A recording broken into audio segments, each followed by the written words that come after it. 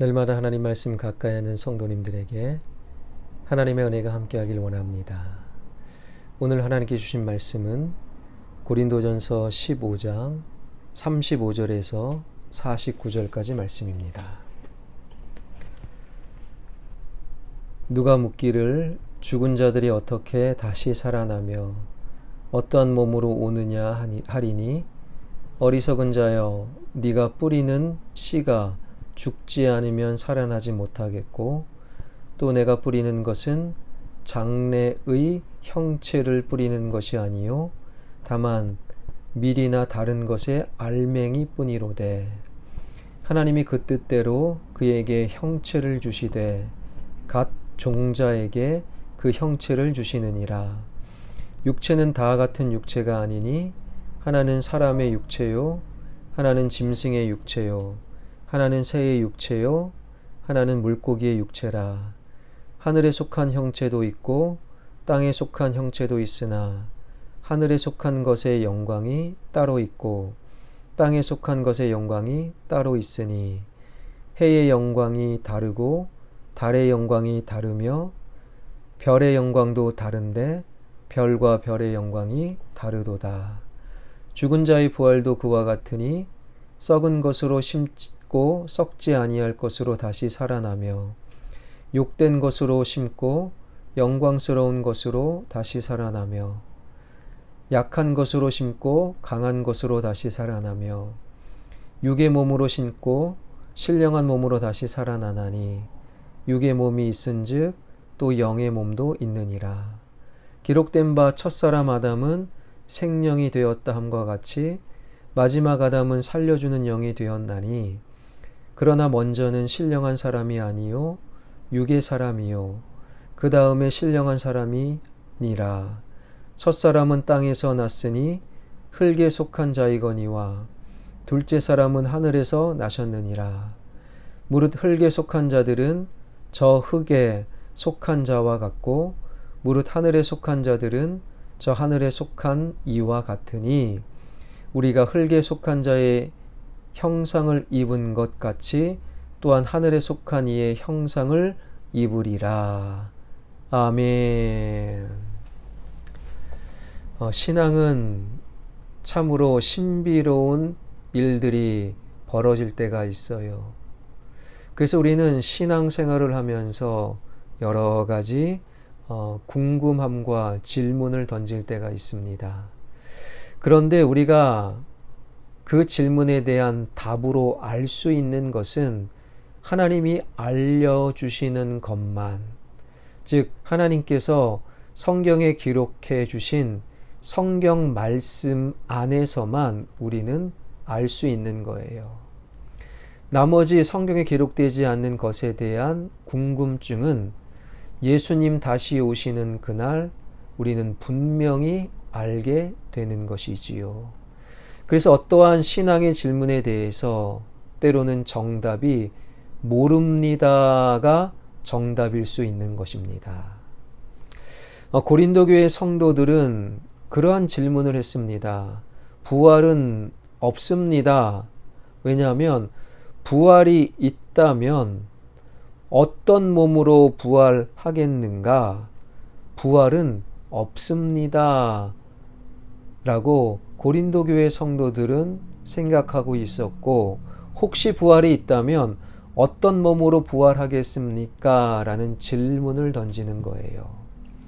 당시 고린도 교회 성도들이 꽉 사로잡혀 있었던 헬라 철학에서는요, 육체는 아주 더러운 것, 몹쓸 것으로 생각했어요. 그래서 그들은 육체는 영혼의 감옥이다라고 공공연히 말하기도 했지요. 죽음은 그래서 영혼이 육체에서 해방되는 것. 그런데 죽음 이후 부활할 때 그 영혼이 육체의 감옥으로 다시금 되돌아간다. 그 몸의 부활은 절대로 받아들일 수가 없었던 것이지요. 이것은 있을 수 없는 일 뿐만 아니라 이 육체는요, 죽으면 흙으로 돌아가서 다 사라지는데, 그런데 어떻게 부활의 몸이 있겠느냐? 그래서 35절에 그들은 이렇게 말하는 것이지요.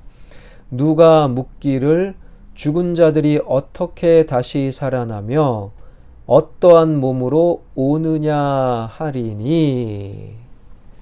이에 대해서 36절부터 쭉 사도 바울은 부활의 몸에 관해서 지금 답변을 하고 있습니다. 36절에 보니 어리석은 자여 네가 뿌리는 씨가 죽지 않으면 살아나지 못하겠고 또 내가 뿌리는 것은 장래의 형체를 뿌리는 것이 아니요 다만 밀이나 다른 것의 알맹이 뿐이로되. 그러니까 농부가 씨를 뿌리지요. 근데 그 씨가 땅에 심겨져 죽어야 새로운 열매를 맺게 되는 것이지요.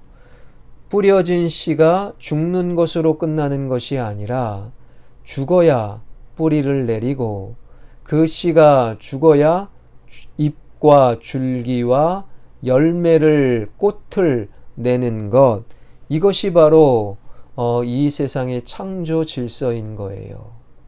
그리고 지금 농부가 뿌리는 것은 씨, 그냥 알맹이 뿐인데 그 씨에서 나오는 잎이나 열매나 줄기는 저마다 그 모습이 다르다라는 것이지요.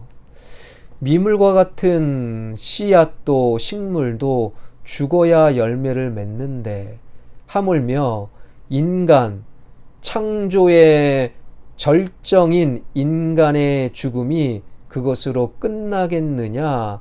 절대 그럴 수 없다. 죽음이 끝이 아니다. 이 어리석은 자여. 사도 바울은 지금 그 이야기를 하고 있는 거예요. 그리고 37절, 38절에 보니 38절, 39절에 보니 하나님이 그 뜻대로 그에게 형체를 주시되 각 종자에게 그 형체를 주시느니라.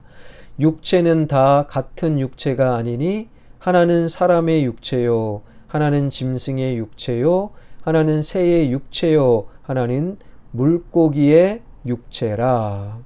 이 땅에서 우리가 보게 되는 육체, 몸뚱아리도 다 똑같지 않다라는 거예요. 사람의 몸이 있고 그 몸도 다 틀리고 짐승의 몸이 있고 그 몸도 다 똑같지 않고 물고기의 몸, 새의 몸이 다 다르다라는 것이지요. 이것은 참으로 맞는 말입니다. 왜 지금 사도 바울은 그 말을 하고 있습니까? 이 땅의 육체의 몸이 다르듯 부활의 몸도 다를 것이다. 그 이야기를 하고 있는 거예요. 부활의 몸, 우리가 부활할 때 몸이 있겠느냐? 성경 마태복음을 특별히 보면 부활의 몸이 있음을 분명히 알게 되지요. 예수님께서 십자가에 죽으셨다가 3일 만에 부활하셨습니다.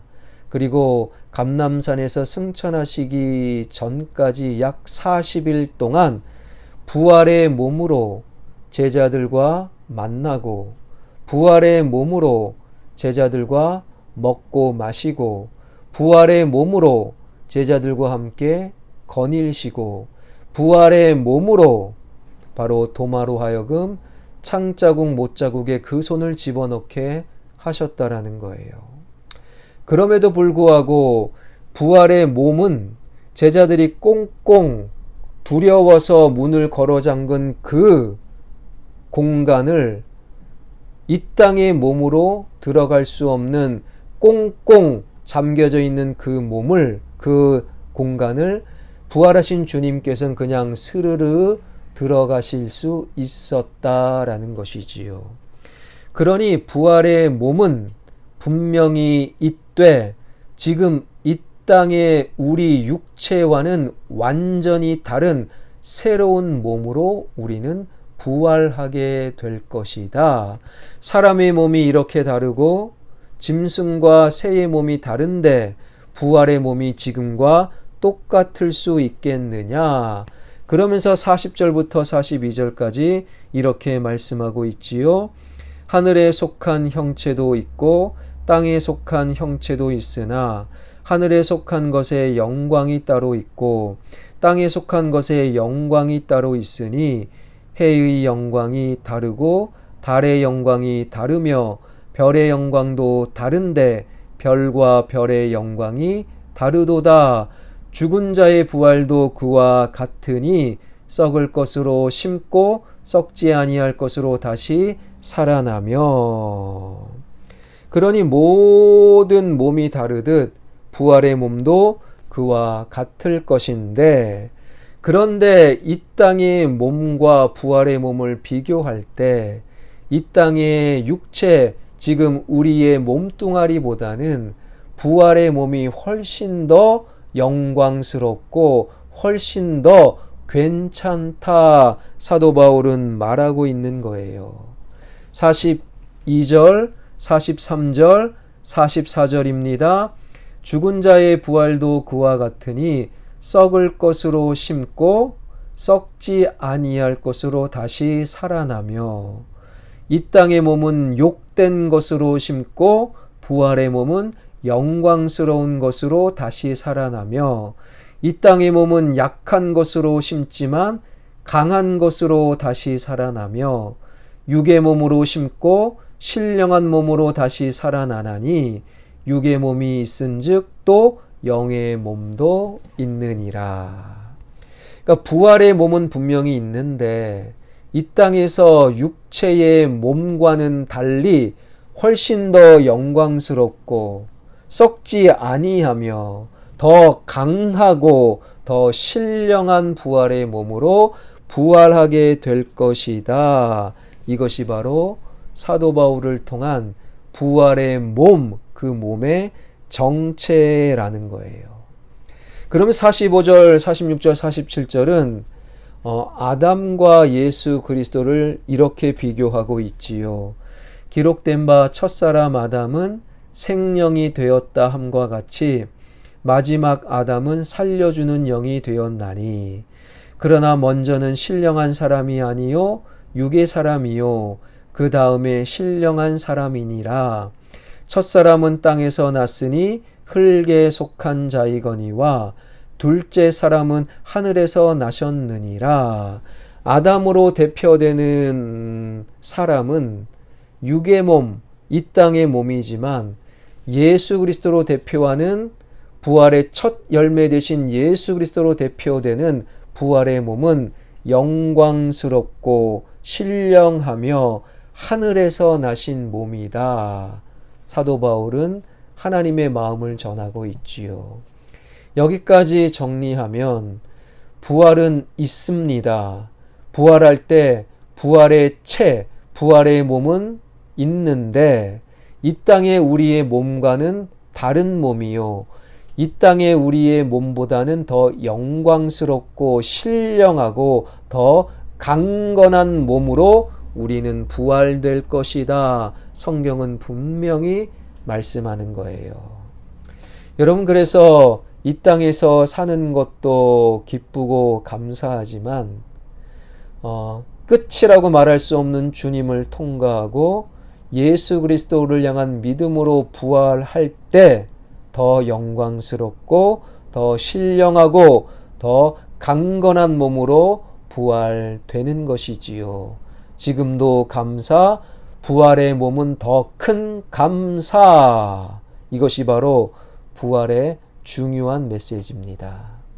그렇다면 우리는 어떻게 오늘을 살아가야 되겠습니까? 48절, 49절에 보니 무릇 흙에 속한 자들은 저 흙에 속한 자와 같고 무릇 하늘에 속한 자들은 저 하늘에 속한 이와 같으니 우리가 흙에 속한 자의 형상을 입은 것 같이 또한 하늘에 속한 이의 형상을 입으리라. 이 말씀은 조금 우리 잠시 머물러 살펴봐야 돼요. 무릇 흙에 속한 자들은 저 흙에 속한 자와 같고 무릇 하늘에 속한 자들은 저 하늘에 속한 이와 같다.